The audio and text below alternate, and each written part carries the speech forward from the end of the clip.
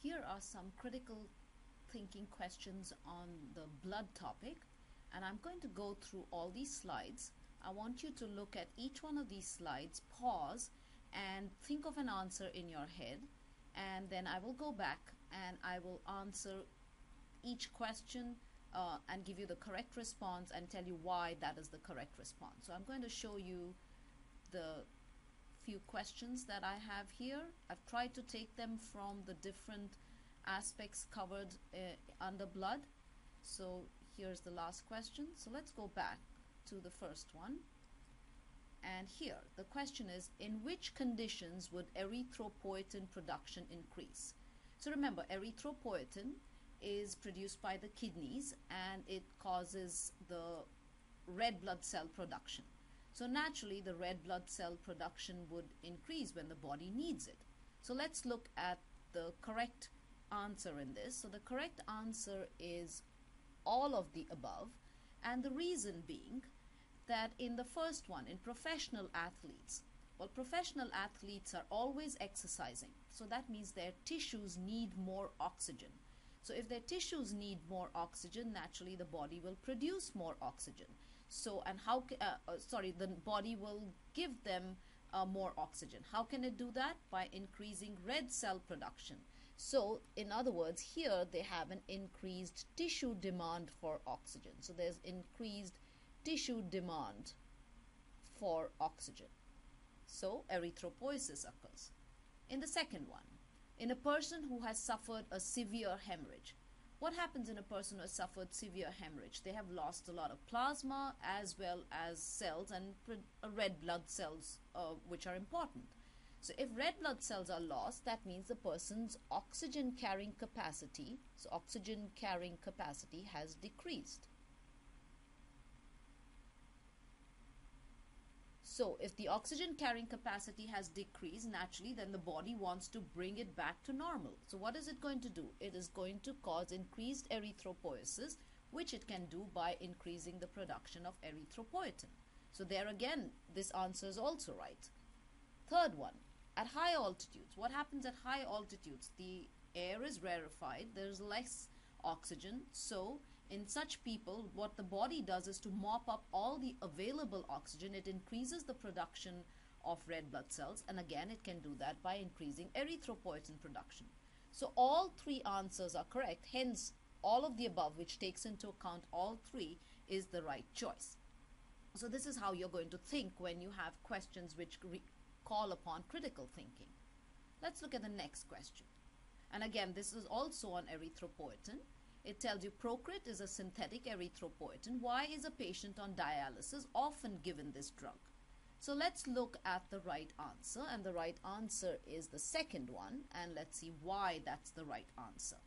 The reason is, if a person is on dialysis, that means the kidneys are damaged. Obviously, you would not give dialysis to anybody whose kidneys are functioning properly. If the kidneys are damaged, that means that they are not able to do their job.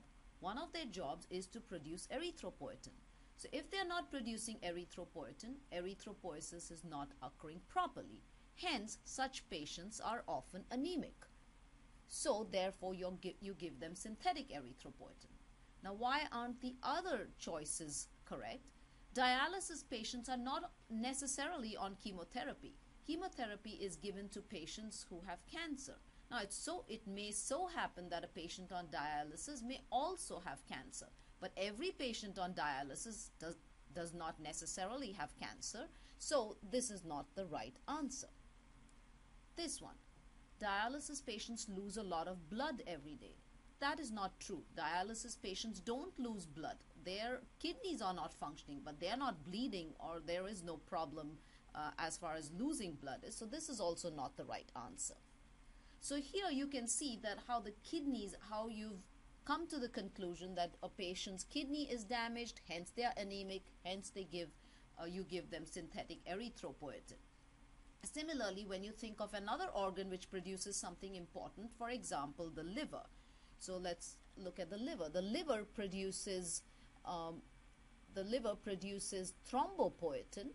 So it produces thrombopoietin, and it produces proteins and other important clotting factors, which are proteins. So, and other proteins like albumin, which is responsible for maintaining osmotic pressure. So therefore, similarly, if you get a question where you have a liver disease and there's the choices are given, think of what will happen if the liver is diseased. Thrombopoietin is not going to be produced, so think further what's going to happen.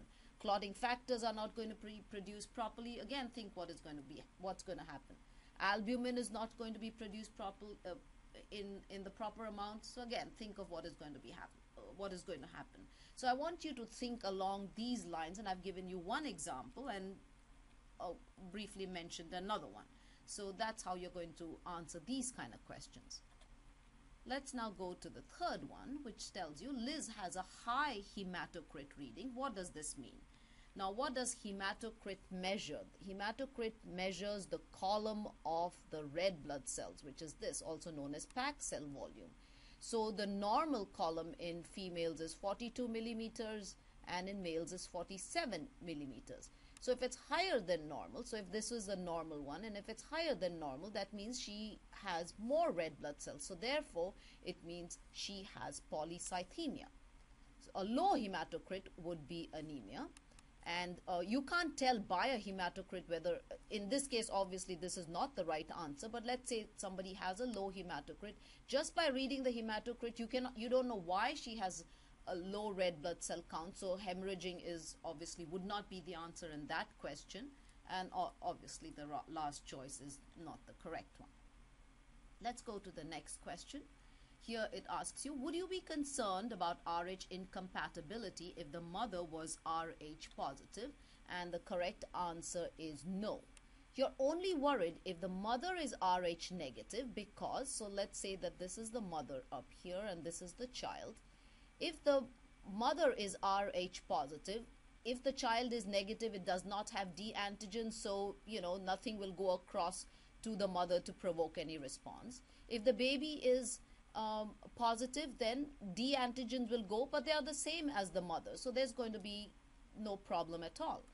On the other hand, only when the mother is Rh negative are you worried. So if she is negative and the fetus is positive, so if the fetus is positive, at the end of the first pregnancy, these positive cells will go into the mother and they will provoke a response because the mother sees this antigen as foreign. So then she starts forming antibodies. So she forms Rh antibodies. In the second pregnancy, now, so she has the second pregnancy, and so these antibodies, so if she has a positive child again, these antibodies now will travel back and they will go and attack the fetus. So then you would have problems. So therefore, if the mother is positive, there is no concern at all. Okay, let's look at this one. Would it be possible to tell the sex of a person by studying a peripheral blood smear? And the answer to this is yes. Because if you remember, in neutrophils, in 3% of neutrophils, and you look at the neutrophil, and this is the lobed nucleus, in about 3% of neutrophils in females, you have an attachment which looks like a drumstick, and this is known as the bar body. And this is only seen in females because it represents a complete X chromosomes. And females have 2 X's, and this is one of those X's. In males, you don't see it. So therefore, you can tell the sex of a person by studying a peripheral blood smear. So this is the way I've given you a few questions. I've shown you how you should be able to think critically, and this is what I would like you to do for all the questions that you get in your quizzes and tests.